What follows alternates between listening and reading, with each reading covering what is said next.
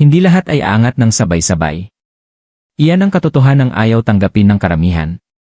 Sa 7 hayop ng zodiac na gumagalaw sa makapangyarihang panahong ito, 4 lamang ang nakatakdang magbukas ng tunay na kayamanan. Ang iba ay magpapatuloy sa pagsusumikap ngunit hindi pa ganap na magbubukas para sa kanila ang malaking pagkakataon. Ang universo ay kumikilos sa mga siklo. Ito'y sumusubok, naghahanda at saka nagbibigay ng gantimpala. Sa ngayon, nagbabago ang enerhiya. Ang mga tahimik na pakikibaka ay malapit ng maging pag-angat sa pananalapi, ngunit para lamang sa piling ilan. Ang tanong ay hindi kung darating ba ang pera. Ang tunay na tanong ay isa ka ba sa 4? May mga sandali sa buhay na may napapansin kang kakaiba. Nagsusumikap ka, nagtitiis ka, patuloy kang naniniwala pero tila mabagal ang pag-usad ng iyong pananalapi. Samantala, may iba na bigla na lang umaangat. Dumarami ang kanilang oportunidad. Lumalawak ang kanilang kita. Napapansin ang kanilang pangalan. Parang hindi patas, ngunit hindi ito basta't samba lamang. Ang kayamanan ay hindi sabay-sabay kumikilos para sa lahat. Tulad ng mga panahon, ang swerte ay sumusunod sa sariling mga siklo. Sa mundo ng mga hayop ng zodiac, bawat tanda ay may kanya-kanyang oras ng paghahanda at paggantimpala. May ilan na sinusubok pa. May ilan na hinuhubog pa. At may ilan na nakatayo na sa gilid ng isang makapangyarihang pag-angat sa pananalapi. Ngayon, susuriin natin ang 7 hayop ng zodiac na dumaraan sa nagbabagong enerhiyang ito. Ngunit 4 lamang ang tunay na nakaayon sa kasalukuyang siklo ng kayamanan. Habang tayo'y nagpapatuloy, makinig kang mabuti dahil madalas, ang tadhana ay bumubulong muna bago ito tuluyang sumigaw. Ang batas ng mga siklo. Bago maging pisikal ang kayamanan, nagiging espiritual muna ito. Bago humawak ng pera ang iyong mga kamay, may bigat munang dumarating sa iyong buhay. Ito ang batas na madalas hindi nauunawaan ng karamihan. Hindi ginagantimpalaan ng universo ang maingay. Ginagantimpalaan nito ang may pagtitiis. Ang bawat hayop ng zodiac ay dumaraan sa mga panahong hindi nakikita. May panahon ng pagtatanim kung saan tila walang nakakakita sa iyong pagsisikap. May panahon ng pagsubok kung saan mas malakas ang pagdududa kaysa pananampalataya. At sa huli, may panahon ng anihan, kung kailan nagsisimulang dumami ang lahat, halos parang kusa na lamang. Sa ngayon, hindi pantay ang enerhiyang nakapaligid sa 7 hayop ng zodiac na ito. Ang ilan ay nasa yugto pa ng paghahanda. Binubuo ang kanilang disiplina, tinuturuan ng masasakit na aral, at tahimik na hinuhubog. Ngunit ang iba naman ay nalampasan na ang pinakamabigat nilang yugto. Ang kanilang mga gabing walang tulog ay hindi parusa, iyon ay paghahanda. Ang kayamanan ay hindi lamang tungkol sa pera. Ito ay tungkol sa pagkakaayon. Kapag nagsabay ang tamang oras, disiplina, tapang, at oportunidad, doon nagaganap ang pag-angat sa pananalapi. Para sa iba, mukha itong biglaan. Ngunit sa totoo lang, matagal na itong inihahanda. Sa 7 hayop ng zodiac na malapit na nating ihayag, 4 ang nakapasok na sa ganitong pagkakaayon. Hindi na lamang kumakatok ang pinto para sa kanila, unti-unti na itong bumubukas. Ngunit ang natitirang 3, iba ang kanilang kwento. Hayop ng zodiac 1, ang tigre. Ang tigre ay likas na matapang. Walang takot. Palaban. Kapag ang iba ay nag-aalinlangan, ang tigre ay kumikilos. Ang ganitong tapang ay madalas lumikha ng oportunidad, ngunit nagdadala rin ito ng panganib. Sa mga nagdaang siklo, maaaring nakaranas ang tigre ng hindi matatag na pananalapi. Malalaking desisyon. Bigla ang pagbabago. Mga sandaling puno ng kumpiyansa na sinusundan ng pagdududa. Ayaw ng tigre ang naghihintay, at ang kawalan ng pasensya ay minsang naging dahilan ng kanyang pagkalugi. Ngunit may nagbago. Natuto ang tigre ng pagpipigil. Sa halip na habulin ang bawat oportunidad, nagiging mas estratehiko siya. Sa halip na magpadalos-dalos sa emosyon, mas maingat na siyang nagkakalkula. At ang pagkamulat na ito ang nagbabago ng lahat. Ang enerhiya sa pananalapi na nakapaligid sa tigre ay pataas, ngunit hindi ito biglaan o magulo. Ito ay kontroladong pag-unlad. Mas matalinong pamumuhunan. Mas maayos na pakikipagpartner. Mga oportunidad na nangangailangan ng pamumuno. Hindi na lumalaban ng bulag ang tigre. At dahil sa pagbabagong ito, ang tigre ay isa sa 4 na pumapasok sa pagkakaayon ng kayamanan. Ang kanyang tagumpay ay hindi basta swerte. Hayop ng Zodiac 2, ang dragon. Ang dragon ay hindi isinilang para mamuhay ng maliit. May likas na magnetismo sa dragon. Kahit tahimik, napapansin siya ng mga tao. Kahit dumaraan sa pagsubok, may tahimik na otoridad sa kanyang presensya. Ngunit ang kapangyarihan ay hindi agad nangangahulugan ng agarang kayamanan. Sa katunayan, ito ang pinakamalaking frustrasyon ng dragon. Alam niyang kaya niya ang mas malaki, ngunit pakiramdam niya ay laging may pagkaantala. Dumaan ang dragon sa mga siklo ng muntik na tagumpay. Malapit na. Halos makilala. Halos umangat sa pananalapi. Para bang paulit-ulit na sinasabi ng universo, hindi pa. At ang hindi pa na yon ay proteksyon. Dahil ang dragon ay inihahanda para sa mas malaki kaysa sa mabilisang pera. Siya ay sinasanay para sa pangmatagalang kapangyarihan. Kamakailan, naging mas disiplinado ang dragon. Hindi na padalos-dalos. Mas estratehiko. Ang kanyang kumpiyansa ay hindi na maingay, ito ay nakatuon at kontrolado. At ang pagbabagong ito ang nagpapagana ng isang makapangyarihang pintuan sa pananalapi. Mga hindi inaasahang posisyon ng pamumuno. Mga koneksyong mataas ang antas. Mga oportunidad na may pangmatagalang gantimpala, hindi pansamantalang kita. Hindi papasok ang dragon sa kayamanan dahil sa swerte. Papasok siya dahil sa otoridad. Hayop ng Zodiac 3, ang ahas. Iba kung kumilos ang ahas. Tahimik. Mapagmasid. Matyaga. Habang ang iba ay nagmamadaling sumulong, ang ahas ay nag-obserba. Habang ang iba ay malakas na ipinapahayag ang kanilang mga plano, ang ahas ay tahimik na nagtatayo. Ang talinong ito sa likod ng katahimikan ang palagi niyang naging kalamangan, ngunit ito rin ang naging dahilan kung bakit naging malungkot ang kanyang paglalakbay. Sa pananalapi, nakaranas ang ahas ng mga lihim na pagsubok. Hindi dramatikong pagbagsak, kundi mabagal na pag-usad. Mga gantimpalang na antala. Mga pagsisikap na hindi agad dumami ang bunga. Ngunit may isang bagay na hindi nauunawaan ng karamihan tungkol sa ahas. Nagkakalkula muna siya bago matake. At kamakailan may makapangyarihang nangyari.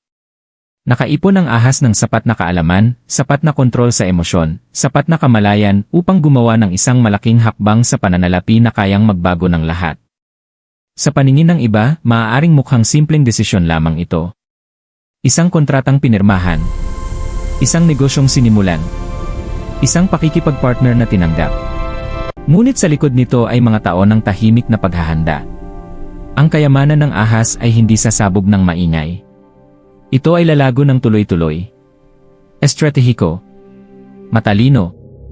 Gayunpaman, sa kabila ng lakas na nabubuo sa kanyang paligid, ang buong siklo ng kayamanan ay hindi pa ganap na nagbubukas.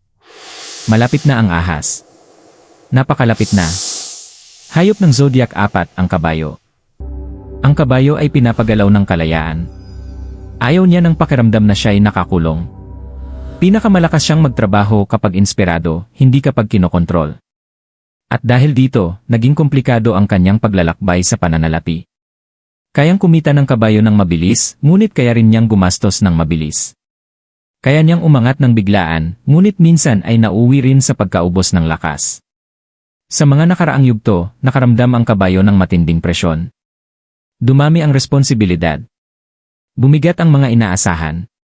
Maaaring nagtanong pa siya sa sarili kung tama ba ang kanyang direksyon. Ngunit ang presyon ay lumilikha ng diamante. Nagmature ang kabayo. Hindi na siya basta tumatakbo patungo sa kung ano ang kapanapanabik. Pinipili na niya ngayon ang katatagan na may malinaw na pananaw. Natutunan niya na ang kalayaan ay hindi kaguluhan, ito ay kontrol sa sariling landas. At ang emosyonal na paglago na ito ang nagbabago sa kanyang pinansyal na kapalaran.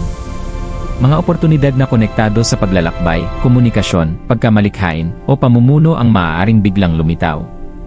Ngunit sa pagkakataong ito, hahawakan ito ng kabayo ng may karunungan. Hindi emotional. Hindi padalos-dalos. Kundi estratehiko. At dahil sa ebolusyong ito, ang kabayo ay kabilang sa 4 na papasok sa paglawak ng pananalapi. Ang kanyang tagumpay ay mararamdaman na parang paglaya. Hayop ng Zodiac 5, ang kambing. May tahimik na lakas ang kambing na madalas maliitin ng iba. Mahinahon sa panlabas, ngunit napakatatag sa loob.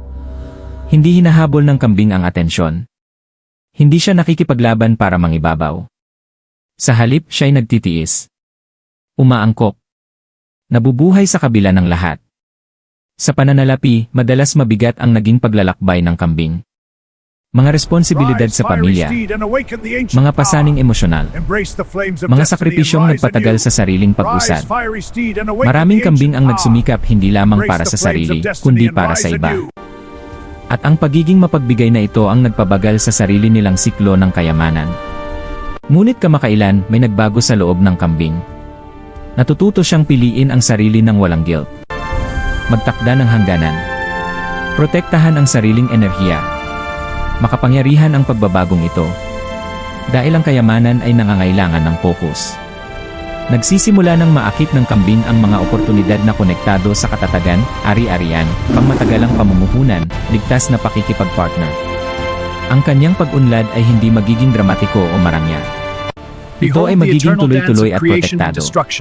Ngunit narito ang katotohanan. Ang kambing ay nasa yugto pa rin ng paghahanda. Nabubuo ang kanyang kasaganaan, ngunit ang buong enerhiya ng malaking tagumpay ay hindi pa ganap na aktibo. Nag-ugat pa lamang siya. Hayop ng Zodiac 6 ang unggoy. Matalino ang unggoy. Madaling umangkop. Mabilis mag-isip. Maparaan. Kapag nagbabago ang sitwasyon, mas mabilis pang nag-adjust ang unggoy. Likas siyang problem solver, kadalasang nakakahanap ng pera sa mga lugar na hindi napapansin ng iba, mga sideline, digital na ideya, mga oportunidad sa networking. Bihira siyang manatiling natatali sa isang problema ng matagal. Ngunit sa kabila ng talinong ito, minsan ay kulang sa consistency ang kanyang pananalapi. Bakit? Dahil mas mahal ng unggoy ang galaw kaysa sa katatagan. Na-excite siya sa mga bagong oportunidad. Nahahatak siya ng mga bagong venture. Ngunit ang pangmatagalang disiplina ang naging pinakamalaking hamon niya. Kamakailan, nakaranas ang unggoy ng mga aral sa pananalapi na nagtulak sa kanya na mag-mature. Maaaring isang proyektong nabigo. Isang risk na hindi nagbunga. Isang realisasyon na hindi sapat ang talento lamang. At ang realisasyong iyon ay makapangyarihan. Natututo na ngayon ang unggoy ng istruktura, pagpaplano, pangmatagalang pag-iisip. Ang pagbabagong ito ang nag-aayon sa kanya sa seryosong pag-angat sa pananalapi, lalo na sa negosyo, komunikasyon, teknolohiya, o kalakalan. Ang kayamanan ng unggoy ay magmumula sa inobasyon, ngunit mapapanatili ng disiplina. At dahil sa panloob na pag-upgrade na ito, ang unggoy ay kabilang sa 4 na pumapasok sa isang malakas na yugto ng kayamanan. Hayop ng Zodiac 7, ang baboy. Isa ang baboy sa may pinakamalinis na puso sa mga hayop ng Zodiac. Mabait. Mapagbigay. Tapat. Naniniwala siya sa patas na pakikitungo. Naniniwala sa kabutihan. At kung minsan, ang inosenteng paniniwalang ito ang naging dahilan kung bakit siya napakinabangan sa pananalapi. Maaaring nagtiwala siya sa maling tao. Nag-invest ng emosyon bago mag-isip ng praktikal. Nagbigay ng higit kaysa sa kanyang natanggap. Ngunit huwag mong ipagkamali ang kabaitan sa kahinaan. Tahimik na tiniis ng baboy ang mga pagkadismaya. Natutunan niya ang masasakit ngunit mahahalagang aral tungkol sa hangganan, pagpapahalaga sa sarili, at kamalayan sa pananalapi. Kamakailan, tumibay ang kanyang enerhiya, hindi dahil sa faith, kundi dahil sa karunungan. Hindi na siya inosente. Siya ay balanse na. At ang balansing ito ang nagbubukas ng isang pambihirang oportunidad. Hindi inaasahang tulong pinansyal. Isang gantimpalang matagal nang naantala. Isang proyektong sa wakas ay magbubunga. Suporta mula sa isang maimpluwensyang tao. Ang tagumpay ng baboy ay maaaring dumaan sa mga relasyon, ngunit sa pagkakataong ito, pantay na relasyon. Madalas gantimpalaan ng universo ang may malinis na puso, ngunit pagkatapos lamang silang turuan ng lakas. At ang baboy ay kabilang sa 4 na pumapasok sa paglawak ng kayamanan. Ang kanyang kasaganaan ay mararamdaman na tunay na pinaghirapan. Ang huling 4 na napili kapag ang pagkakaayon ay naging kayamanan. Ngayon, malinaw na ang pattern. 7 hayop ng Zodiac ang pumasok sa makapangyarihang siklo ng pananalapi na ito. 7 magkakaibang paglalakbay. 7 magkakaibang pagsubok. Ngunit 4 lamang ang tuluyang nakapasok sa ganap na pagkakaayon, kung saan nagtatagpo ang paghahanda at oportunidad, at ang pagtitiis ay nagiging pag-angat. Ang una ay ang tigre. Hindi na padalos-dalos. Hindi na pabigla-bigla. Natutunan ng tigre ang kontrol. At kasama ng kontrol ay ang kapangyarihan. Ang kanyang tapang ay may disiplina na ngayon at ang disiplinadong tapang ang lumilikha ng pamatagalang kayamanan. Ang ikalawa ay ang dragon. Matapos ang maraming muntik na, ang dragon ay nakatayo na ngayon sa otoridad. Hindi na siya humahabol sa pagkilala, siya na mismo ang nag-uutos nito. Ang kanyang pag-angat ay hindi aksidente. Ito ay hindi maiiwasan. Ang ikatlo ay ang unggoy. Matalino ngunit dati watak-watak ang focus, ngayon ay nag-mature na. Ang talino ay may kasamang estratehiya. Ang inobasyon ay may suporta ng maayos na pagpaplano. At ang kombinasyong ito ang nagbubukas ng seryosong pintuan ng kayamanan. At sa wakas, ang baboy. Kabaitang hinubog ng karunungan. Pagiging mapagbigay na may malinaw na hangganan. Ang tagumpay ng baboy ay may lalim ng emosyon.